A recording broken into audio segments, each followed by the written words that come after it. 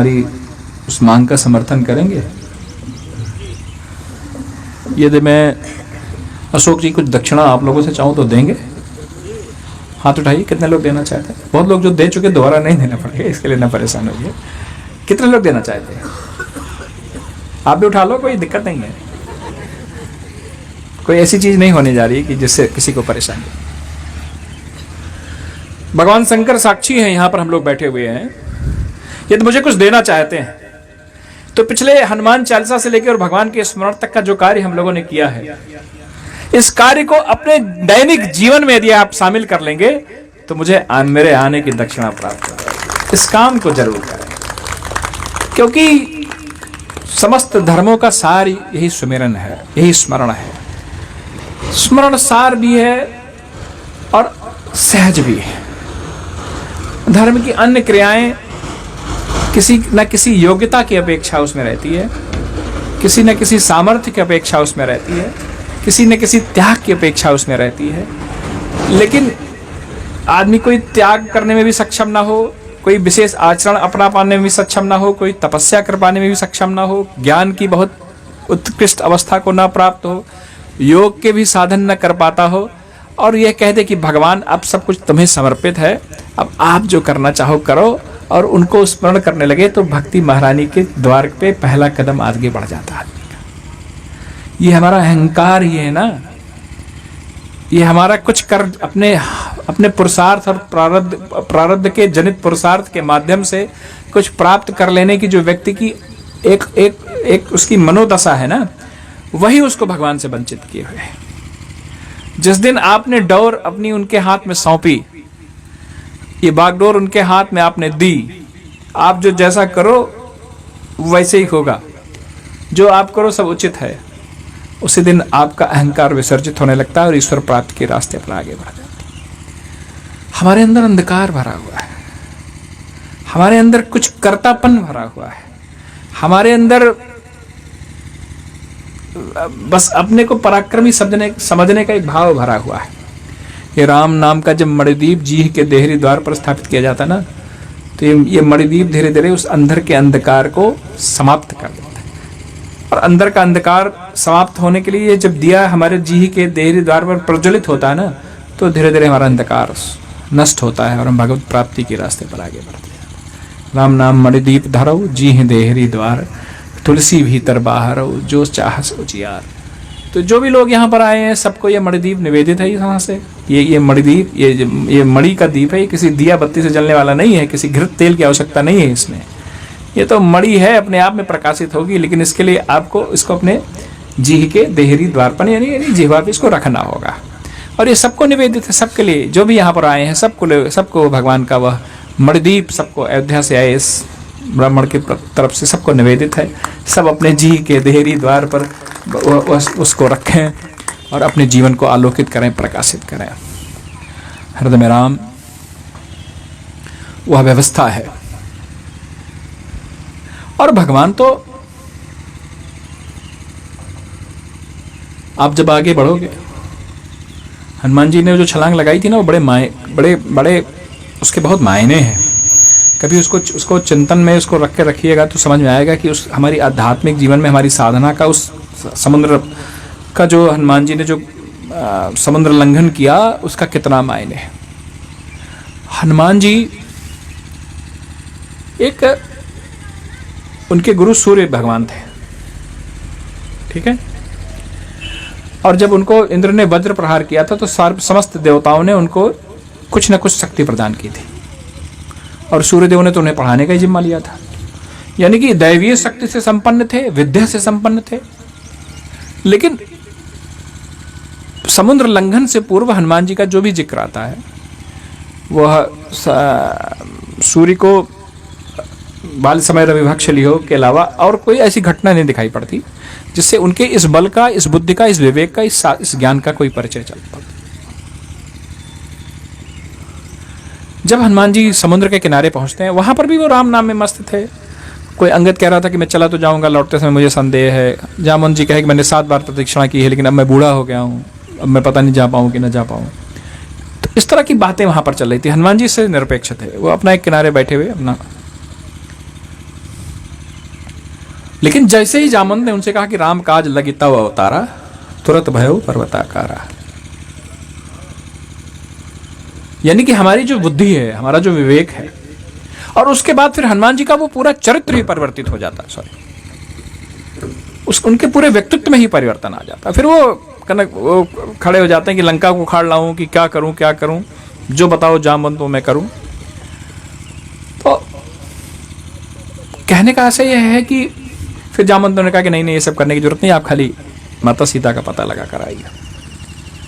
कहने की आवश्यकता यह है कि हो सकता है हमारी क्षमता साधारण हो सकता है हमारी बुद्धि विवेक साधारण हो, लेकिन व्यक्ति जब राम काज से जुड़ जाता है, जब राम काज लगिता होता है, किसी भगवान के कार्य से जुड़ जाता है, तो वही साधारण व्यक्ति, वही साधारण योग्यताएं, क्षमताएं उसकी कई गुणित फल देने वाली हो जाती हैं। इसलिए हर व्यक्ति को अपने जीवन में धर्म के कार्य के लिए राम काज एक ढूंढना चाहिए, और जामवंत जैसा एक सलाहकार ढूंढना चाहिए जो उसे प्रबोध कर सके कि तुम्हारे लिए यह राम काज है, इस कार्य के राम काज लगिता अवतार, तुम्हारा अवतार इस कारण से होगा। आगे बढ़ते हैं। सबसे पहले मैनाक आता है। हनुमान तेहि परसा, राम काज कीने बिना मोहि कहाँ विश्राम। और जब धर्म कार्य से अपने आप को जोड़ लें, मैनाक कौन था? उनका पिता का मित्र था।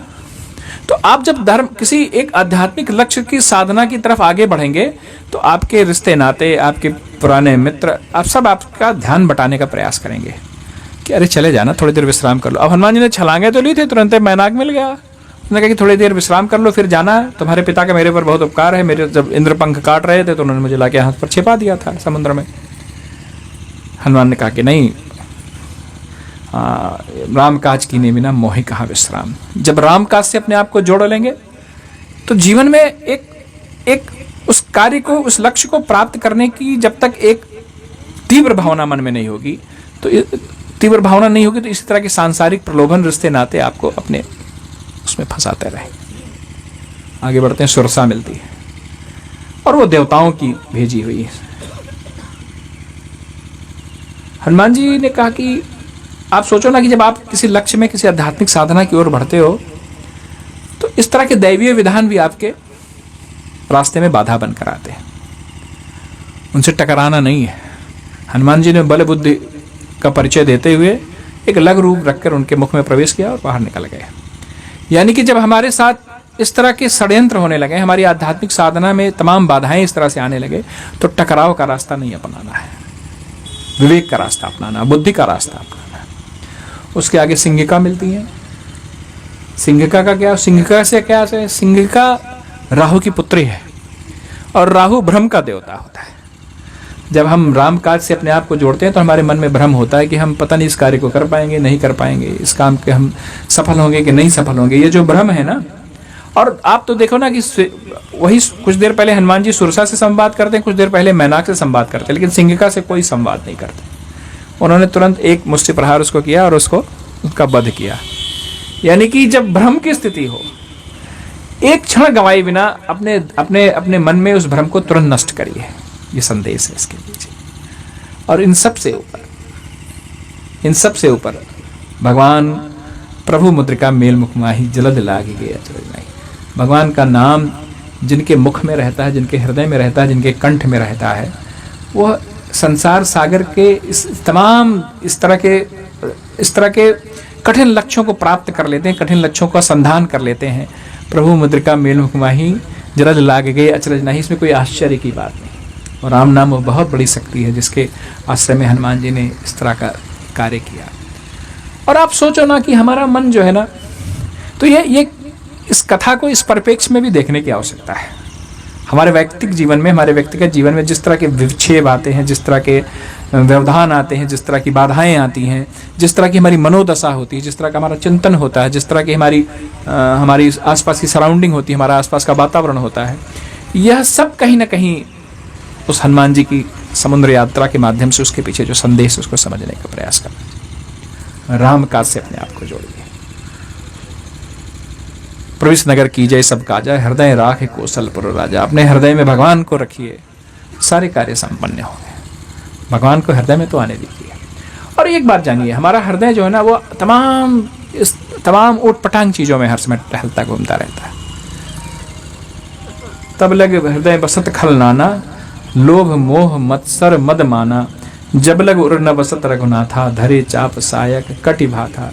हमारा हृदय तब तक हमारे लोभ का, हमारे मोह का, हमारे मद का, हमारे मत्सर का एवं उन तमाम मानसिक विकारों का एक अखाड़ा बन के रह जाता है जब तक उसमें भगवान नहीं आते। भगवान कैसे आएंगे? भगवान आएंगे स्मरण के माध्यम से, भगवान आएंगे श्रवण के माध्यम से, भगवान आएंगे चिंतन के माध्यम से, भगवान आएंगे उनके अनुसरण के माध्यम से, भगवान आएंगे उनके अनुकरण के माध्यम से, भगवान आएंगे उनकी उनकी उनकी लीलाओं के दर्शन के माध्यम से, भगवान आएंगे उनके तीर्थ के संधान के माध्यम से। और इन सबसे ऊपर हमारा हृदय का रिश्ता, हमारे स्मरण का रिश्ता जब भगवान से हम विकसित करेंगे तो धीरे धीरे उस स्मरण के आश्रय में भगवान हमारे हृदयों में पधारेंगे और यह हृदय हमारा भगवान का धाम बनकर रह जाएगा। जब हमारा हृदय भगवान का धाम बनकर रह जाएगा तो जीवन जीने की सार्थकता प्राप्त हो जाएगी, जीवन को एक दिशा, एक दृष्टि प्राप्त हो जाएगी। और फिर यही साधारण जीवन, यही एक उसमें एक दिव्यता आ जाएगी, एक आनंद की एक झलक उस जीवन में आने लगेगी। आप अयोध्या जाइए, बहुत से साधु संत मिलते हैं, उनके पास कुछ नहीं रहता, उपलब्धि के नाम पे कुछ टूटी झोपड़ी भी नहीं रहती उनके पास, मस्त रहते हैं, मगन रहते हैं, इतने मस्त रहते हैं कि उनको देखते ही आदमी चाहे जितना दुख में, उनको देखने मात्र से व्यक्ति प्रसन्न हो जाते हैं। उस प्रसन्नता पर आप सभी का अधिकार है। उस प्रसन्नता को प्राप्त करने का जो सबसे सरल साधन है, वो साधन यही है कि भगवान के नाम को करुणा के साथ उनको पुकारा जाए, उनको स्मरण किया जाए और धीरे धीरे उस पुकार के माध्यम से भगवान हम सभी को प्राप्त होते हैं। आप सभी को भगवान प्राप्त हो, आप सभी उस रास्ते पर आगे बढ़ें। आयोजक लोग हमको इसी तरह से बार बार बुलाते रहें ताकि हमारा संवाद लोगों से इसी तरह बना रहे। मैं जब बातचीत कर लेता हूँ ब्रजेश जी, तो मेरे मन में भी बहुत एक संतोष हो जाता है कि हमारा आपका रिश्ता खाली रस्म अदायगी मात्र न रह जाए। एक बार आपने दीक्षा ली, जहाँ मिले तहाँ महाराज जी को कोई दक्षिणा पकड़ाई, महाराज जी अपने रास्ते, आओ अपने रास्ते, ये बात बंद होनी चाहिए। इस तरह के संवाद होने चाहिए, इस तरह की कार्यशालाएँ होनी चाहिए, इस तरह का आपके साथ भी एक लक्ष्य निर्धारित करके उस लक्ष्य पर मैं भी आपके साथ साथ चल सकूं, इसका प्रयास होना चाहिए। ये प्रयास आप सभी लोग बार बार करते रहें। ऐसी आप सभी के प्रति शुभकामना, मंगल कामना। फिर हम लोग जुटें और ऐसे ही भगवान को स्मरण करते हुए उनको अपने हृदयों में बसाने का प्रयास करें। आइए एक आध भजन का आनंद और लेते हैं, फिर आरती होती है और फिर इसको विराम।